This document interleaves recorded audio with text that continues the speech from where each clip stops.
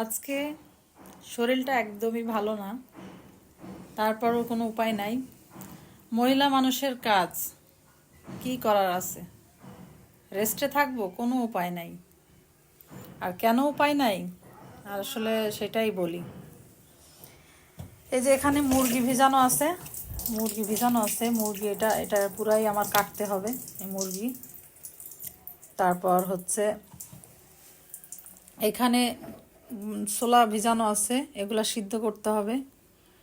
বাচ্চারা বিকালে মুড়ি দিয়ে খায়, এটা রান্না করতে হবে সিদ্ধ করে। ডাল রান্না করব।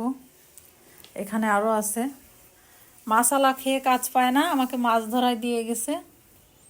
দেখাই, এই কাতলা মাছটা এখন আমি কেমনে কাটবো।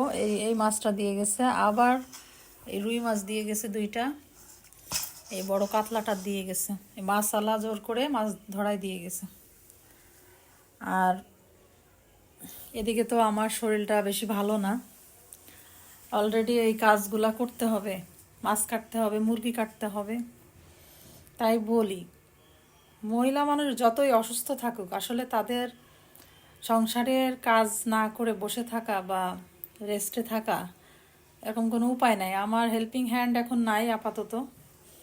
আমরা নিজেদের কাজ বাসায় এখন সবাই মিলেই করতেছি, কারণ পাওয়া যাচ্ছে না।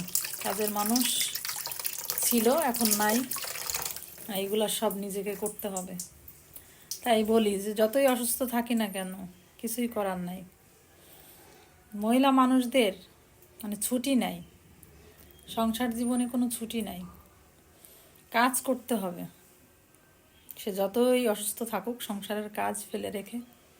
আর আমি তো একদমই পারি না, কারণ যতই যাই হোক